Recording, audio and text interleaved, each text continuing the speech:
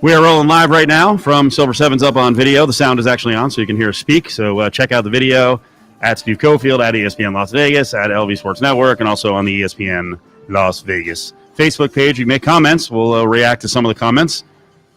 Pump them up on the video. All right, John, you got a tennis take. Well, you got a take concerning Serena about being a poor sport. Ari sent over this one that, Ari, you saw a bunch of folks who were getting after Serena Williams because she just doesn't have the fire that she used to have. What's the reason? She is in a happy relationship. So you buying it? So Serena's not that good anymore because she's married now and has a child and is focused on other things. Huh. Well, given the fact that there is like countless amounts of evidence that every single great player in the world has been single and has no family, I'd say Ari's right. This has been a topic in the past, though, in sports. Right. Now, the great thing is I saw a story on Serena up on Yahoo Sports where a female writer is claiming that Serena is treated unfairly because people are always watching for what's going on off the court. They also say she's too emotional. They get on her about her outburst and being a poor sport on the court. And the allegation was when people talk about male sports, they don't talk about stuff like that.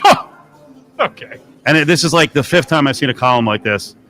I get it, all right? Women sometimes are treated differently in athletics, but you're never going to sell me on the fact that women are treated differently in terms of temper tantrums than guys. It's freaking tennis. This clearly was a younger person who never watched John McEnroe, Jimmy Connors, Ilie Nastase. You never saw these players in the 70s and 80s, and then the way the media reacted, they were not always embraced. They were ripped to freaking shreds. It was part of the story. Come on. You can't just make things up. I understand there's a fight for respect with females in sports, in the media, with the fans, but that's a false narrative. Of course it is. Hey, have you watched any sport? Have you followed, like every single athlete is followed to this degree. And I will guarantee you there will be reaction to some of that Twitter stuff that, hey, you know what, her husband's messing things up. And be like, men are never questioned about their relationships. Oh, my God. Really? I think one of the most famous tennis stories of a rise and fall, that was the story with Andre Agassi. Right. When he and Brooke Shields got together, he lost freaking control. Now, was it all Brooke Shields' fault? I don't know. But he got out of the relationship. He was great. He was terrible. He was freaking, he's talked about it. He was, dealing with drug issues. They broke up. He got his focus back. Steffi Graf moved into the picture. Agassi had a resurgence, a second career. So we talk about male athletes and their relationships too. When Mike Trout had his child for the first time, he actually came back in a small slump, and everybody was talking about the fact that maybe his child was distracting him. Oh my gosh, it's ridiculous. How often do we talk about men leaving for paternity leave and how inexcusable it is? Like all the time. Number 4. God, can we go 2 days without Tom Brady? 2 days. Well, he's great. He's great. No, he's not. We're jealous. It's what happens when you sign a deal with Satan. He's a Hall of Famer when you sign a deal with Satan. Ari was very appreciative of his social media team because they put out a video kind of going after media people who had doubted him. Give this a listen. Tom Brady has not been good this year. Tom Brady's just about done. He is going to fall off a cliff. At this age, I don't think he's capable of doing what some of the other guys on that list are doing. Tom Brady is an old ass man. His time is over. He's 42 years old and it kind of looks like it this year. It doesn't feel like Tom Brady is out here. Unless you believe that he is somehow superhuman, it's a much safer bet to imagine that he is going to fall off the cliff, coyote style. What do you think? Well, first off, he tweeted it out as "I love talk radio." None of that was talk radio. That's a good point. So I didn't even pick up on that. Yeah, you son of a... It ain't us. Now we do that stuff. Right. Now, if they had pulled from our show, they would have had freaking hours of material with you, but more so Adam Hill. Right. You could have pulled a clip of me saying that Jameis Winston, and I still stand by this, is the better option. But on the flip side of that comment, that is talk radio. We invented what they're doing now on TV. Oh, of course. Embrace Debate was us. Not our show, saying in general. Why does he care? Isn't his punching down? I mean, when you have 7 championships, it is. Right? 100%. Like, Tom, it's over, man. You proved your point repeatedly over and over and over again. You're still mad at Max Kellerman? And here's the other thing. Do you not understand? Like, at that level, that show, let's go into a production meeting. What are we doing on Tom Brady? You're pro, you're anti. I think, I noticed that they started beating the crap out of Max on the show on First Take, and Stephen A. was like really, laying into him. And I wonder if Max looked like kind of sad about it and almost frustrated. I wonder if Max is like, you told me to take that side. You told me to be the anti-Tom Brady guy. What are you talking about? That's who he legitimately feels. I think a lot of the Embrace Debate shows, they're not completely phoning up their angle, but one that's like that divided. I don't know if Max was 100% in on Tom Brady's done. And then Stephen A's like, he's probably just laughing. He's like, I told you to do this, and now I'm going to further embarrass you. Just laughing. I think this does show that Brady was pretty sensitive about everything, though, right? Like, to your point about punching down?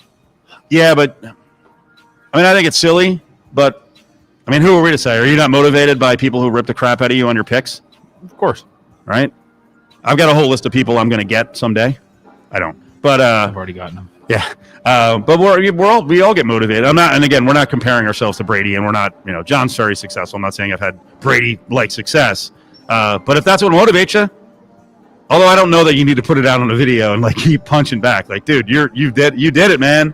You beat all of us. Anyone who ever doubted you, you're ridiculous. Also, congrats. Your defense held one of the best offenses of all time to 9 points, and you did pretty much nothing, but still won MVP when your tight end probably should have won it. Number 3. Carson Wentz finally dealt. Eagles send him to your Indianapolis Colts. He goes for a 3rd rounder this year and a conditional second rounder next year.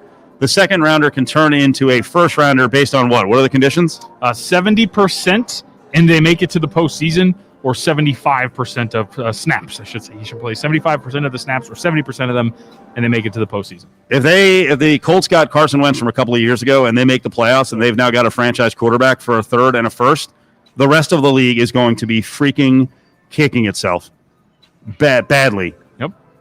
This is awful. Look around the league.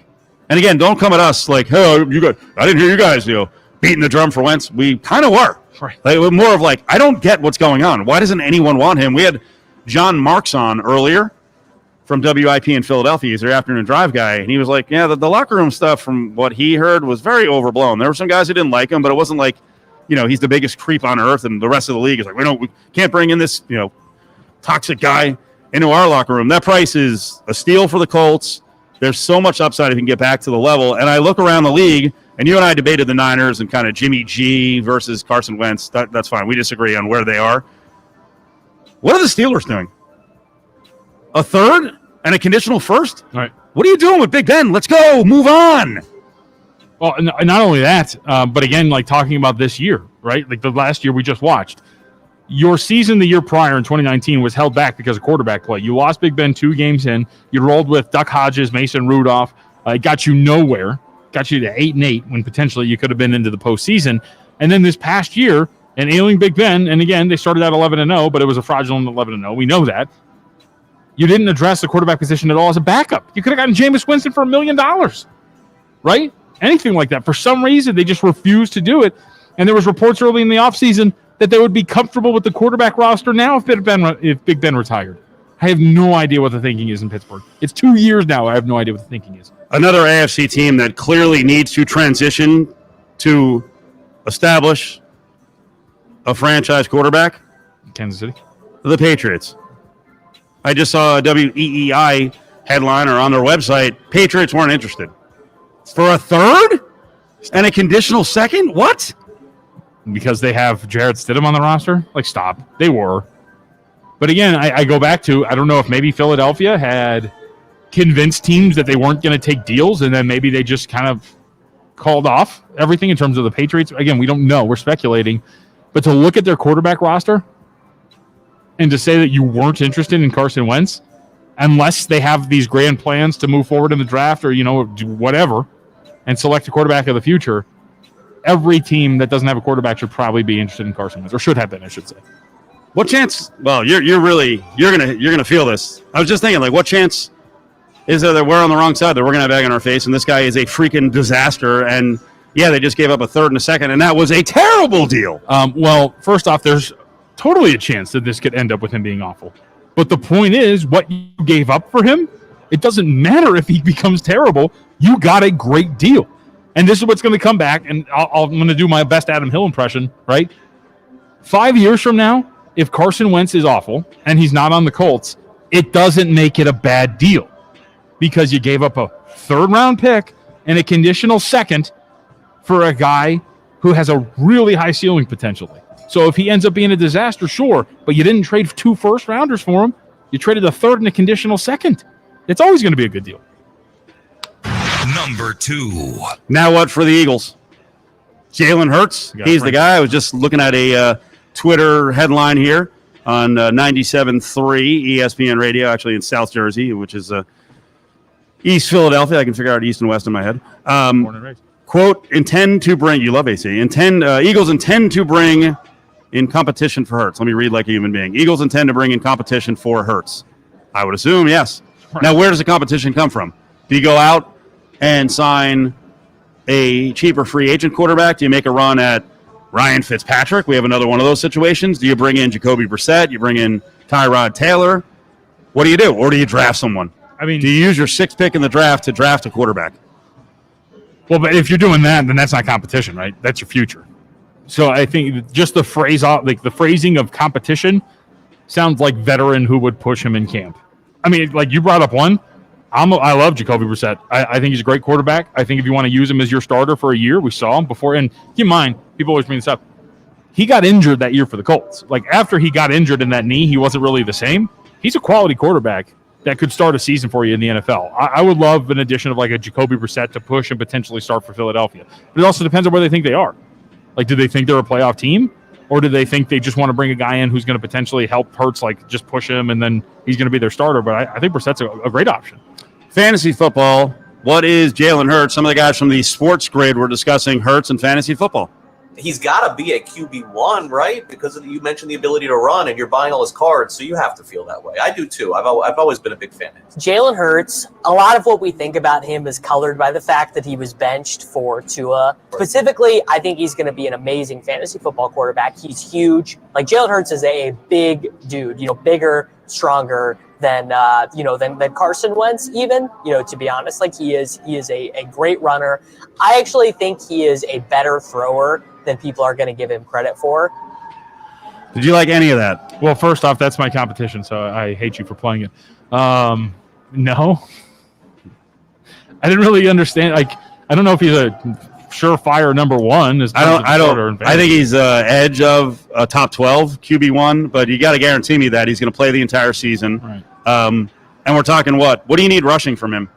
500 plus yards, 500, 600 yards, like 6 touchdowns rushing. Right. Because I don't know that he's going to be a great thrower. I mean, I'm excited about the guy, but I don't know if I'm making him my starting quarterback in fantasy football. And then there were a couple things in there, like Jalen Hurts is huge. He's a thick guy. Carson Wentz is not a tiny guy. Right. So that's kind of silly. And Carson Wentz is going to get you some rushing yards. So is Wentz a definite QB1 in a 12-team league?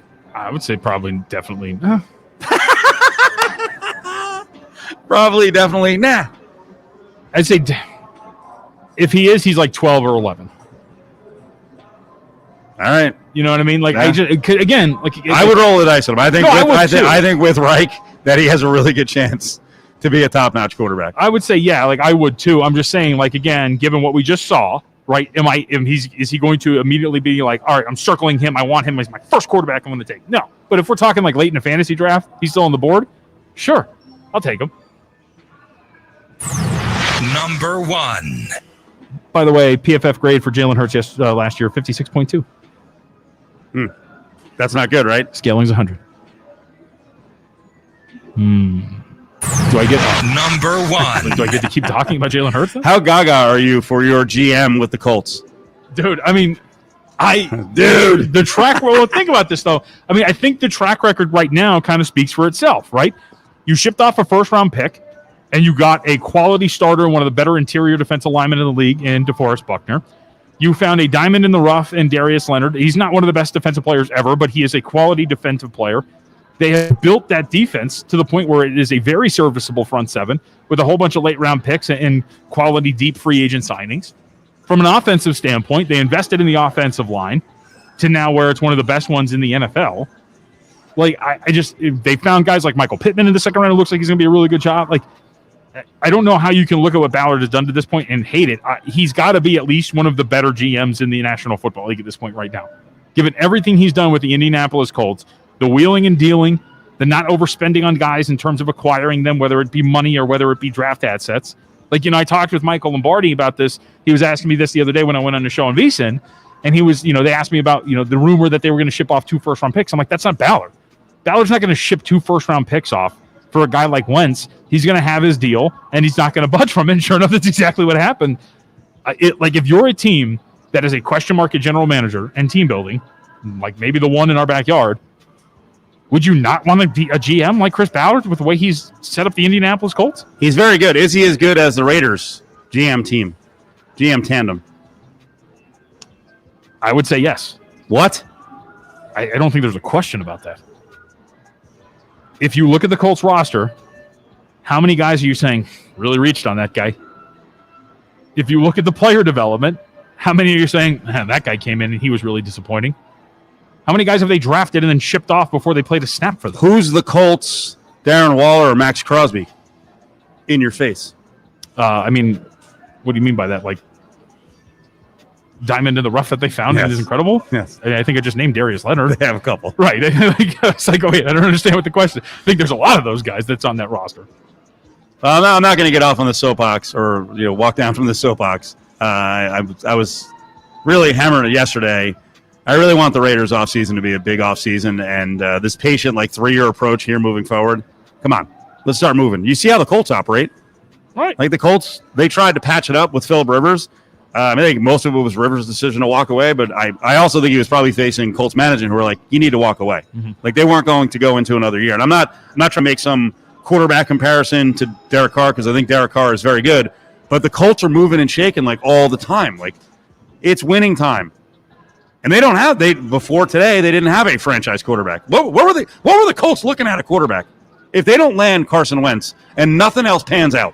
Jacob Eason. Oh, boy. They took him in the 4th round last year. He was learning behind Phillip Rivers. The puff pieces on Eason were coming aplenty out of Indianapolis to prep the fan base for it. But here's the thing, too.